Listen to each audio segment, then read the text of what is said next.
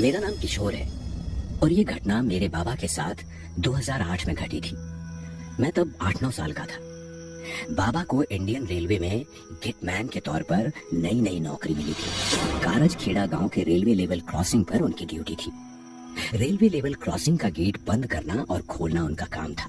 कुछ लोग level crossing पर रुकते थे तो कुछ लोग अपनी साइकिलें और बाइक गेट के नीचे से धकेलते हुए वहां से निकल जाते। बाबा उन्हें रोकने की कोशिश करते थे, लेकिन कुछ लोग उनकी बात नहीं मानते थे। कुछ महीने तो ठीक ठाक गए, लेकिन एक रात बहुत ही भयानक और दर्दनाक घटना घटी। ट्रेन बस 10 मिनट में ही लेवल क्रॉसिंग से गुजरने वाली थी। बाबा ने गेट बंद कर दिया था। वैसे तो रात को लेवल क्रॉसिंग से कोई गुजरता नहीं था। एक आध बार 1-2 आदमी वहां से गुजरा करते थे। बाबा कुर्सी पर रूम के कॉरिडोर में बैठे थे, तभी एक कार उन्हीं के साइड पर लेवल क्रॉसिंग पर आकर रुकी। कार ड्राइवर कंधे पर रस्सी लेकर नीचे उतरा। उसने पीछे का दरवाजा खोला और बोला, निकाल सारी को बाहर, आज इसको पता चलेगा हमारी बात न मानने का नतीजा। वैसे कार से 2 लोगों ने एक लड़की को उठाकर बाहर निकाला। उसके हाथ पांव और मुंह बंधे हुए थे। गेट से कुछ दूर पटरी की तरफ इशारा करते हुए बोला, पटरी की तरफ ले चल इसे, कौन है वहाँ? ऐसा कहते हुए बाबा हाथ में लाठी लिए भागते हुए उनके पास पहुँचे। बाबा उनमें से एक आदमी के सर पर लाठी तानते हुए बोले, लड़की को छोड़। तभी ड्राइवर ने उनके गले पर छुरी रख दी।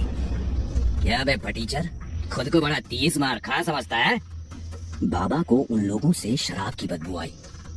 तुम ये ठीक नहीं कर रहे हो, अपने नशे से होश में आकर देखो, तुम इस लड़की को मारने वाले हो। बेवकूफ नहीं हम, हमें पता है हम क्या कर रहे हैं। राजू ले चल इसे भी अपने साथ में। और फिर वो तीनों उन्हें और उस लड़की को पटरी के पास ले आए। बाकी 2 आदमी उसे रस्सी से पटरी पर बांधने लगे।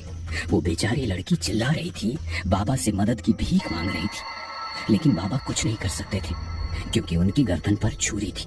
उन्होंने लड़की को पटरी से बांध दिया। छोड़ दो उसे वरना। बाबा आगे बोलते हुए रुक गए क्योंकि उनके दिमाग में मेरे और आई के बारे में ख्याल आया। दूर से ट्रेन की हॉर्न की आवाजें आ रही थी। ट्रेन बस कुछ ही किलोमीटर दूरी पर थी। वरना क्या बे, क्या कर लेगा तू? ए बबन सिन्हा, इसे भी लड़की के बाजू में बांधे। ये सुन वो दोनों बाबा की तरफ बढ़े, लेकिन तभी बाबा ने ड्राइवर को धक्का मारा और वहां से भागे और अपनी साइकिल निकालकर गांव की तरफ चले। तभी ट्रेन वहां से गुजरी। जब बाबा गांव के कुछ लोगों के साथ लेवल क्रॉसिंग पर पहुंचे तो वहां पर कार नहीं थी। वो पटरी पर पहुंचे तो वहां पर उस लड़की की कटी लाश दिखाई दी। ये देख बाबा काफी रोए। उन्हें बहुत दुख हुआ कि वो उस लड़की की जान नहीं बचा पाए। उन्होंने पुलिस को उन 3 आदमियों के बारे में बताया। लाश की कोई भी पुष्टि नहीं हुई क्योंकि उसका चेहरा कुचला गया था। इधर बाबा उस हादसे के कारण काफी सदमे में चले गए थे। वो जब भी सोने की कोशिश करते, उनके सपने में वो लड़की आती और उन्हें घसीटते हुए पटरी पर लेकर जाती। बाबा उससे माफी मांगते, लेकिन वो लड़की उन्हें ट्रेन के नीचे ले जाती और फिर बाबा सपने से बाहर आते। वो ड्यूटी पर शराब पीने लगे थे क्योंकि उन्हें लेवल क्रॉसिंग पर वो लड़की अक्सर दिखाई देने लगी थी। वो आई से कहते कि उन्हें वो लड़की दिखाई देती है। हर रोज जब ट्रेन वहां से गुजरती है तो वो लड़की पटरी पर जाकर सोती है। ये सुन आई काफी डर जाती थी। वो उनसे गेटमैन की नौकरी छोड़ने के लिए कहती, लेकिन बाबा नौकरी नहीं छोड़ते थे।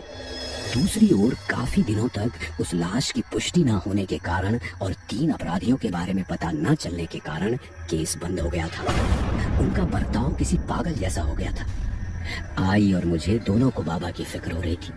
वो आई से कहने लगे कि उन्हें सच में वो मरी लड़की लेवल क्रॉसिंग के पटरी पर दिखाई देती है, और अपनी बात साबित करने के लिए बाबा एक रात आई को अपने साथ लेवल क्रॉसिंग पर ले गए। जब रात के 2:30 बजे ट्रेन वहां से गुजरने वाली थी तो बाबा पटरी की तरफ इशारा करते हुए चिल्लाने लगे, वो देख, वो लड़की कैसे पटरी पर लेटे हुए मेरी तरफ मुस्कुरा रही है, देख। लेकिन आई को पटरी पर कुछ दिखाई नहीं दिया और वो भी बाबा को पागल समझने लगी। मैं छोटा था, इसीलिए मैं काफी डर जाता था। बाबा अक्सर मुझे अपने पास बुलाते और कहते, किशोर बेटे, सच में पटरी पर उस मरी हुई लड़की की आत्मा घूमती है। मैं पागल नहीं हूँ। क्या तुम भी बाकी लोगों की तरह मुझे पागल समझते हो? नहीं। उनकी ऐसी बातें सुन मैं भी उन्हें धीरे धीरे पागल समझने लगा।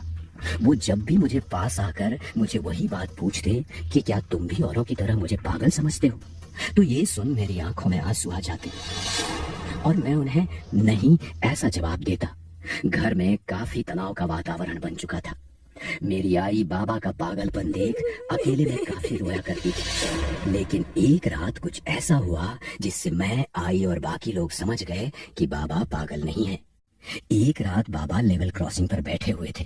रात के 2:28 हो चुके थे। बाबा काफी नशे में थे और ट्रेन का इंतजार कर रहे थे। ट्रेन पास ही पहुंची थी और हॉर्न दे रही थी। तभी एक सफेद रंग की कार गेट तोड़कर पटरी पर जाकर रुकी। ये देख बाबा पटरी की तरफ भागे। उन्होंने कार के अंदर देखा तो शीशे पर उन्हें 2 लोगों के चेहरे दिखाई दिए जो मदद के लिए चिल्ला रहे थे। बचाओ! बचाओ! बचाओ! शायद कार का दरवाजा खुल नहीं रहा था। बाबा ने उनके चेहरे पहचान लिए। वो वही 2 शराबी आदमी थे, राजू और सिन्हा। तभी बाबा को ट्रेन की हॉर्न सुनाई दी। ट्रेन काफी पास पहुंच गई थी। बाबा जल्दी से गेट के बाहर पहुंचे और ट्रेन कार को कुचलकर वहां से गुजर गई। पटरी के दोनों तरफ कार का मलबा बिखरा पड़ा हुआ था। साथ में लाशों के टुकड़े बिखरे हुए थे। किसी का हाथ, किसी की आंख, किसी के पांव, पेट, अतड़ियां वहां बिखरी हुई थी। लेकिन तभी बाबा को एक चीख सुनाई दी, बचाओ! बाबा उस तरफ बढ़े तो उन्हें जख्मी हालत में एक आदमी दिखाई दिया। वो राजू था। वो काफी जख्मी था और उसका खून बह रहा था। शायद जब ट्रेन कार से टकराई तो वो कांच के टूटने की वजह से दूर जाकर गिर पड़ा था। उन्होंने उसे अस्पताल में भर्ती करवाया। बाबा ने पुलिस को बताया कि ये आदमी उन 3 आदमियों में से एक है जिसने उस लड़की को पटरी से बांधा था। जब वो आदमी होश में आया तब रोने लगा। उसने पुलिस को बयान दिया कि उसी ने उसके 2 दोस्तों के साथ उस लड़की का खून किया है। जब पुलिस ने उसे कारण पूछा तो उसने बताया कि वो और उसके दोस्त दलाली करते थे और उस लड़की से जबरन धंधा करवाना चाहते थे। लेकिन लड़की उसे मना कर रही थी और उसने कई बार भागने की कोशिश की थी। इसी से गुस्सा होकर उन्होंने उसका खून कर दिया था। लेकिन उसका खून करने के बाद वो लड़की हमेशा सपने में आती थी। उन्हें खौफनाक तरीके से घसीटकर ट्रेन के नीचे कुचलवा देती थी।